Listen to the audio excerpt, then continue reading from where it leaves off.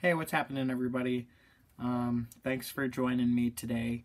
My name's Aidan Gustin. I'm a dietetic intern with the Montana Dietetic Internship, and today I have the pleasure of talking to you about antibiotic resistance, and more specifically, what that means for registered dietitians. So, let's jump right into it, shall we? Little brief history lesson. The first human patient to be treated with an antibiotic, it was an Oxford policeman in the 1940s, and he was cut by a rose thorn on his day off work, and his infection, it got infected, and the infection worsened, and he was admitted to the clinic, and he was on the verge of dying. So let's rewind 12 years earlier to this man right here, Andrew Fleming. He was the first person to discover penicillin, and he made a very foreshadowing quote that I think it's interesting the medical community just seemed to kind of disregard. So anyways, back to the Oxford policeman. His doctors didn't really know what to do. He was on the verge of death, so they were able to actually synthesize a small amount of penicillin, and they were like, what the heck, let's just give it to him. You know, he's gonna die anyways.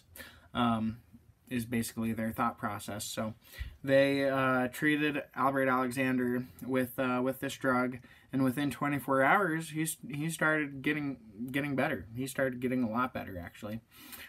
Second day, doing much better. Day 4 came around, well on his way to recovery. Unfortunately, on day 5 they ran out of penicillin, and poor Albert Alexander ended up dying.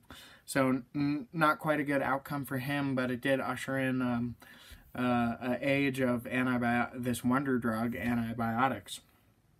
So, could you guys imagine, you know, being able to die from a small cut?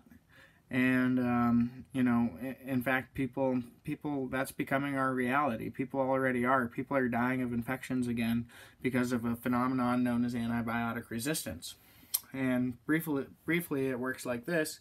Bacteria compete against each other for resources and for food, and they manufacture lethal compounds that they direct against each other. So other bacteria, to protect themselves, they evolve and develop defense mechanisms to that chemical attack. So when we first synthesized antibiotics, we took those compounds into the lab, made our own versions of them, and basically bacteria has just responded the way it always has responded. So, you know, penicillin used to be able to buy penicillin over the counter. So it was widespread distributed in 1943, and resistance arrived in 1945. Vancomycin arrived in 1972, and resistance in 1988. Daptomycin, one of the most recent drugs we have, in 2003, and resistance just a year later in 2004.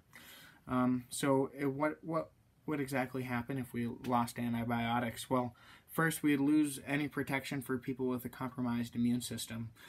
Cancer patients, AIDS patients, transplant recipients, premature babies. And next we'd lose treatment that installs foreign objects into the body, so stents for strokes, stroke patients, pumps for a diabetic, dialysis treatment, joint replacements. And after that, honestly, we'd probably lose surgery altogether. You know, many operations are preceded by prophylactic doses of antibiotics. And so this would mean no heart operations, no prostate biopsies, no C-sections. You know, we'd really have to learn to fear these infections that today might seem so minor. You know, strep throat used to cause heart failure. Skin infections used to lead to amputations. Giving birth killed, you know, even in the cleanest of hospitals, almost 1 woman out of every 100. And pneumonia used to take 3 children out of 10. So obviously it affects our healthcare system. So how does this affect our food system?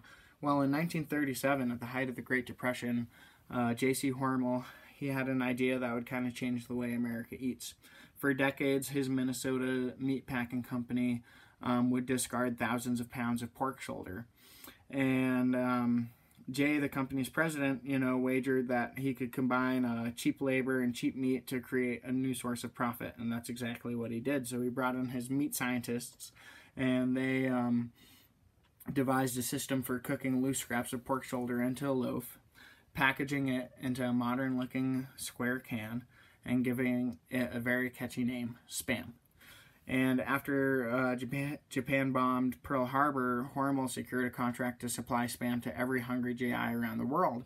And this was great for him, but it, a new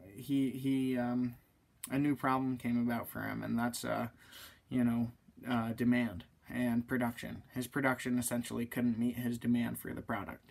So he brought in new medical researchers, and they started looking at ways to improve hog production and basically how to make their animals bigger and fatter and grow faster. So a year later, Jay announced the opening of the Hormel Institute. And this is kind of where the dangerous modern practice of feeding antibiotics to pigs and other livestock, not to cure illness, but to increase their growth rate and squeeze them into increasingly crowded conditions, was born. So really what looked like a dream come true for Hormel and his stockholders, transformed the United States livestock production into a nightmare of overcrowded conditions and a breeding ground for these superbugs, antibiotic-resistant bacteria that, grows in the guts of swine and other animals, and therefore is able to pass into the human population. So what systems are affected? Well, obviously our healthcare system, more specifically our pharmacology and its response to treatment of these superbugs. Not having viable treatment options to what was once a simple bacterial infection disrupts the typical treatment that's seen today. And it really has a negative downstream effect on our healthcare outcomes. It increases our costs, it decreases our affirmative outcomes. Our food system is also largely affected. Antibiotics are not just used in animal production, but also in crop production in the agricultural industry. Interestingly, the controversial herbicide Roundup, and specifically glyphosate, it was originally patented as an antibiotic, but today it's still used and marketed as a herbicide. So animals can carry harmful bacteria in their intestines, and when antibiotics are given to animals, the antibiotics kill most of the bacteria, but resistant bacteria survives and it multiplies. And resistant bacteria spreads to, through animal products, but also through produce through contaminated water and soil, prepared food through contaminated surfaces, and the environment when animals defecate. So exposure, really, people can get sick with resistant infections from contaminated food as well as a contaminated environment.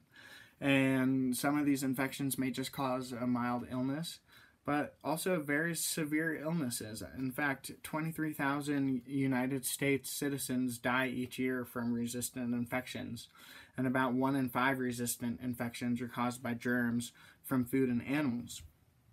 So quickly, what's being done?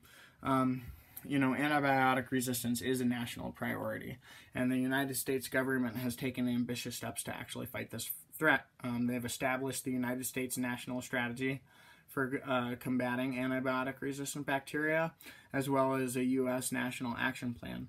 And federal agencies are really working together to respond to new and ongoing public health threats such as antibiotic resistance. They're trying to strengthen the detection of resistance, enhance efforts to slow the emergence and spread of resistance, and improve antibiotic use and reporting, as well as advanced development of rapid diagnostic tests, enhance infection control measures, and accelerate research on new antibiotics as well as antibiotic alternatives.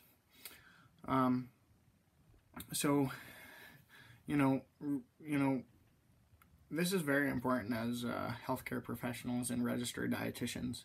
So I hope you guys enjoyed this quick talk. I'll provide a list of my references that you guys can use as resources to go and look if you want to further dive into this subject. So thank you guys for listening very much. I hope it was helpful, and until next time. Adios.